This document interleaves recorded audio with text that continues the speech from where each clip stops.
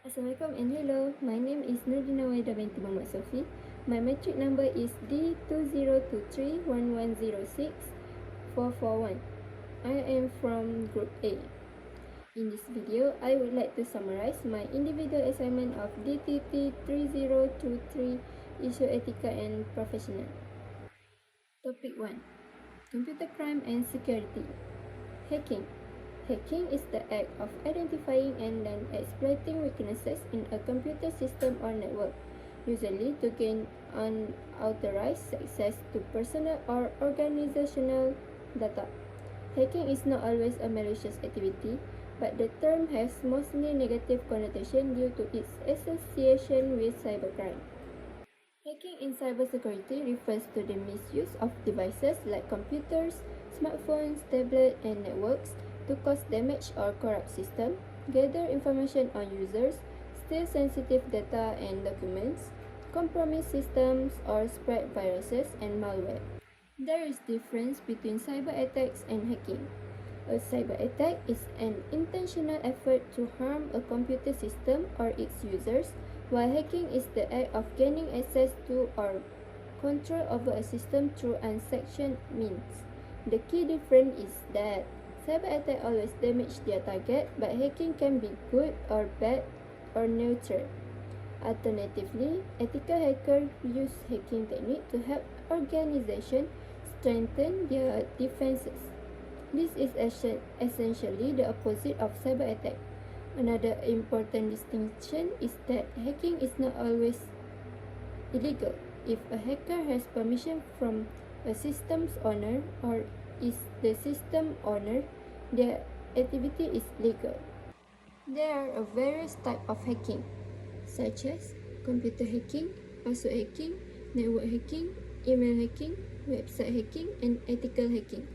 There are also a various types of hackers, such as black hat hacker, white hat hacker, grey hat hacker, script kiddies, and hacktivists. Why does hacking is considered as harmful? These are the effect and impact of hacking. The first one is financial loss. The second one is identity theft, then data breach, cyber espionage, spread of malware, and disruption of services.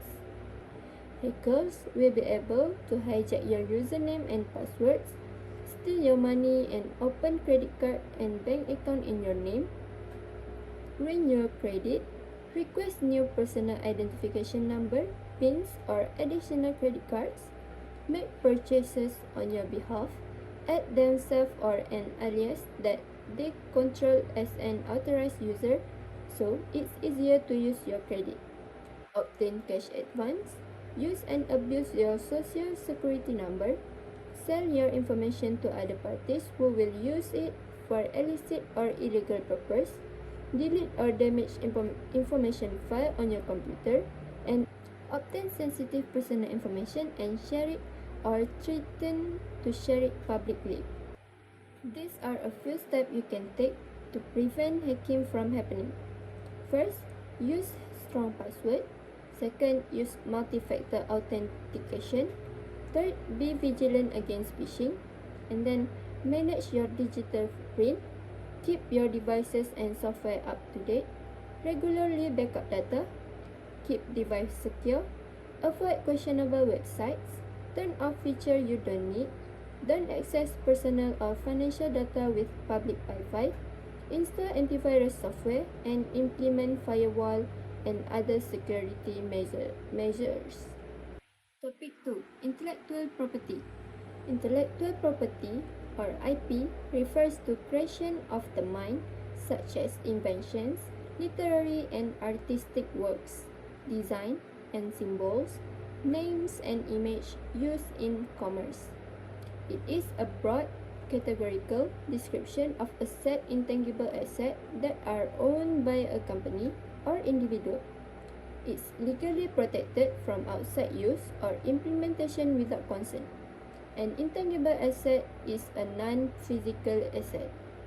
IP is protected in law by, for example, patent, copyright, and trademarks, which enable people to earn recognition or financial benefit from what they invent or create. There are 4 types of intellectual property. The first one is copyright, the second one is patent, the third one is trademark, and the fourth one is trade secrets. Now, I will share a step to register an intellectual property. First, go to an Intellectual Property Corporation of Malaysia, my IPO website. Click Online Services from the main page and choose IP Online Search and Filling. Choose IP that you want to register. If you want to register a patent, click a patent button. Then, click the registration button at the top of the website and click for individual. Next, click becoming a registered user, and since we don't have an activation code, so click I do not have an activation code. Complete the required information and submit. Message prompt: your private profile has been created once you click submit button. Then click OK and fill in the further information required. Then save and submit. Message prompt: client successfully created once you click submit button. Next, click link login. Insert username and password that has been registered. Click button login to log in system. Click link forgot your password if you want to reset password. Insert username, then click button reset. An email will be sent for reset the password. These are steps to apply patent. First, click patent menu. Then, click apply for national patent. After that, click select if you already saved an application. Fill in reference for user reference. After that, tick your identity. If in my own right, your name will appear as an applicant automatically. If as a legal representative, you need to choose the applicant and you need to upload the legal representative justification document. Fill in all the patent information requirements. Tick and fill in all the related information for the disclosure. Click Add button for upload specification document. Fill in to complete the abstracts. Click Add button to upload related document. Complete the information requirement. Tick the disclaimer checkbox. And then tick the related checkbox if you want to request substantive examination. Complete the payment information. Then fill in the PIN number for DigiCert signature. Click submit button to submit the application. Click save button to save current information. Click close button to go back to your inbox without saving the information. Topic 3: Privacy and Surveillance. Surveillance is an action of monitoring of individuals or observing something in order to gain information. It is also meant by observing from distance by means of electronic equipment. Surveillance can be used to protect private property, gain information on a certain objective, or find evidence on a person or organization. Law enforcement and government agencies use surveillance to detect, prevent, and investigate crime. There are a few types of surveillance. The first one is physical surveillance, sometimes referred to as a direct surveillance. Physical surveillance involves observing people or place in person. With physical surveillance, investigators can either follow suspect around a location or from stationary position, as also known as stakeout. Covert and overt surveillance are considered type of physical surveillance. Covert surveillance refers to techniques used which are hidden or disguised so that the subject does not know they are being monitored or watched. Meanwhile, overt surveillance refers to the use of devices which are visible and recognized, such as security guards watching a building and a sign-posted CCTV system which people can see and know where it takes place. The second one is electronic surveillance. Electronic surveillance relies on electronic devices such as camera, microphones, GPS tracker, and other monitoring tools to gather information. For example, wiretapping phone lines, intercepting email communication, or using GPS tracking to monitor a vehicle movement. The last one is biometric surveillance. Biometric surveillance use various forms of technology to identify individuals based on physical characteristics such as fingerprints, facial recognition, or iris scan. CCTV is a common tool used in biometric surveillance. There are a lot of examples of surveillance, such as CCTV camera, GPS tracking device, drones, and hidden cameras. Next, we can monitor the employee's activity. For example, we can monitor the employee's computer activity by installing software such as SentryPC, Terramin, ActiveTrack, and HubStuff. The software will have an ability to track activity and generate reports. This can be a great way to provide details insight into what an employee is doing on the company computer. I do believe that the government spy on its citizens. This is because when people use the internet, some information gets collected about them and used for marketing purpose. They use some software to gather personal information or organization silently without realizing it. An example of the software they use is Pegasus spyware. Pegasus has capabilities to collect data. It can read text and emails, monitoring application usage, track location, and access device, microphone, and camera. Surveillance is an ethical issue that can be serious if this issue is not being observed in detail. This is because surveillance is an action of observing and gathering other people's information without their permission and their willingness. The example that shows that surveillance is an ethical issue is when the other parties are observing our message, call, and location. It is proper if our information is shared and observed by proper parties such as the police and government. But it would not be proper if our information is controlled and observed by the wrong parties such as criminals. This will have a bad effect on us. There are some steps that we can take to prevent public surveillance or government surveillance. The first one is to use virtual private network or VPN. VPN is used to protect network connection when using public networks. VPNs encrypts our internet traffic and hide our online identity. This will make it more difficult for public or government surveillance to track our activities online and steal data.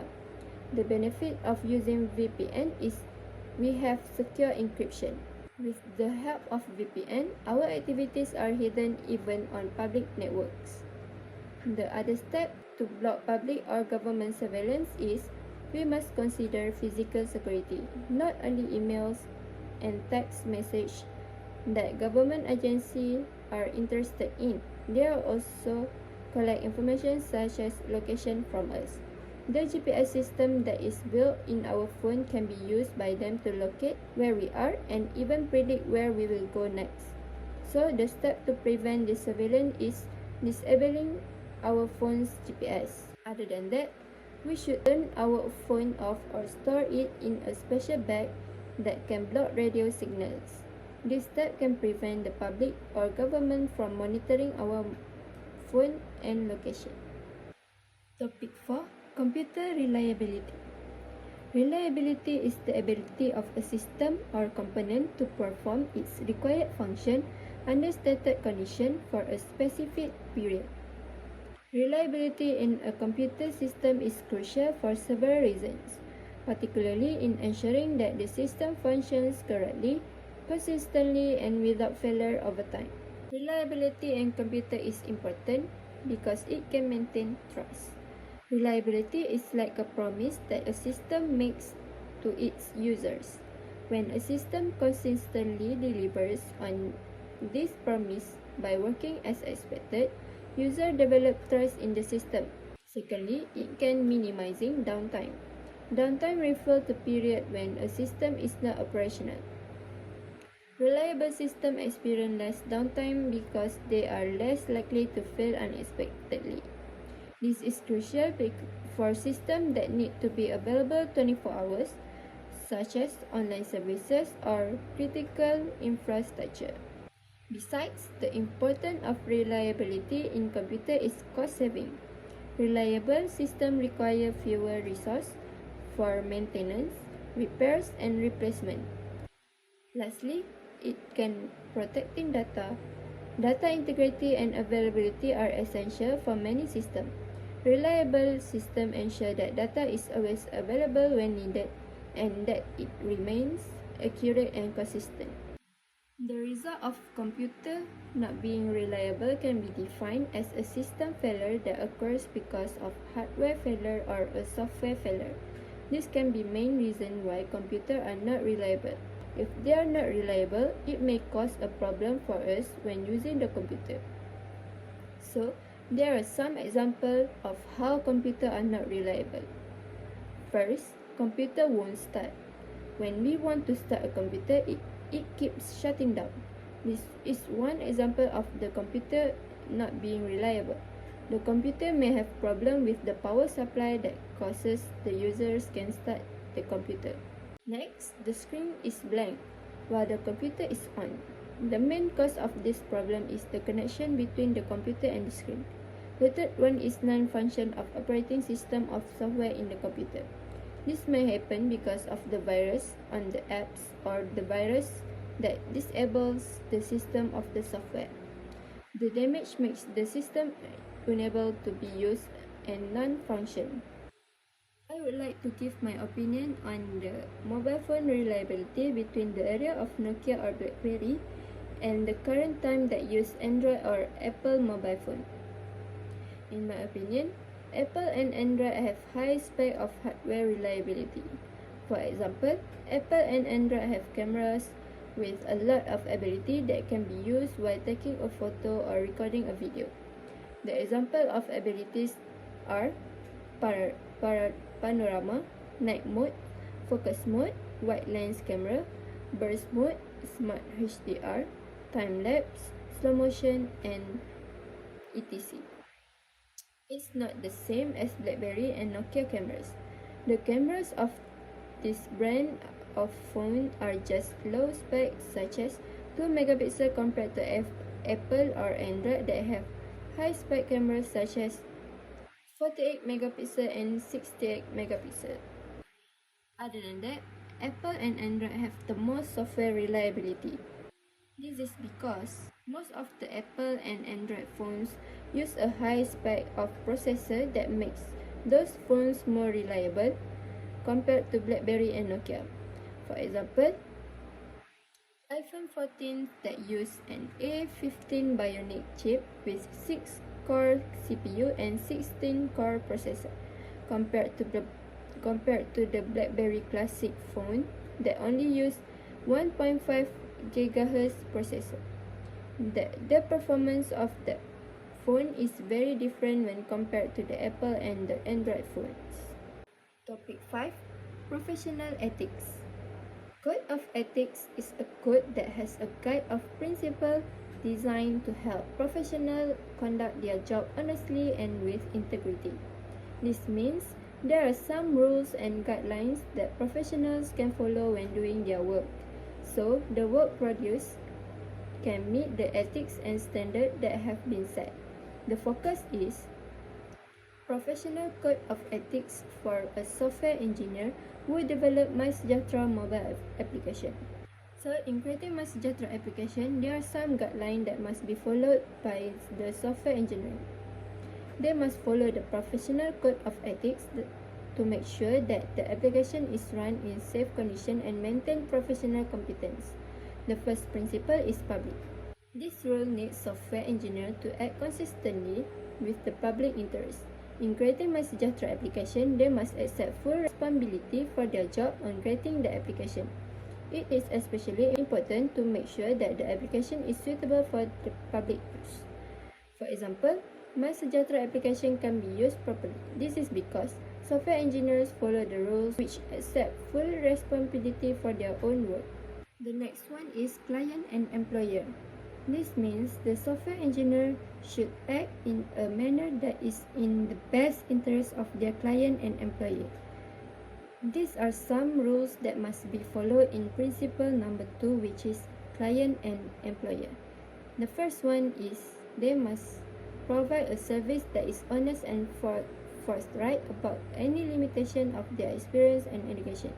This means they must do their work with all of their knowledge to make sure the software they created can be used and run smoothly. For example, MySejahtera application that only have one and don't have a copy. This means the software engineer that create this software is very responsible for taking care of this software. Use the property of a client or employer only ways properly authorized and with the client's and employer knowledge and consent. The third principle is product. That means that software engineers should ensure that their products meet the highest professional standards. Some rules in these principles are to ensure proper and achievable goals and objectives for any project on which they work or propose. For the MySejahtera app to be effective in tracking health data and controlling the spread of COVID-19, it must be reliable, accurate, and of high quality. The software engineer must ensure that the product is thoroughly tested, free from bugs, and function as intended. For example, the software engineer must conduct rigorous testing of the app before deployment to avoid issues such as inaccurate health data or system crash. The last one is judgment, which can be explained as software engineers should maintain independence in their professional judgment. Some rules in this principle are to understand and agree with document before endorsing them. Software engineers should understand the document and detail of the client before endorsing them and start creating them. In the development of MySejahtera, the software engineer must exercise professional judgment when making decisions about the design and implementation of the app, especially when dealing with sensitive issues like user data privacy, security, and the accuracy of health-related information. The engineer must not allow external pressure from clients, employers, or other stakeholders to influence their ethical decision or compromise the integrity of the product. For example, if external pressure arises to collect more personal data than necessary of the app's purpose, the software engineer must use their professional judgment to resist such requests, ensuring that only essential data is collected and that user consent is obtained. They must also be transparent with users about how their data will be used and stored.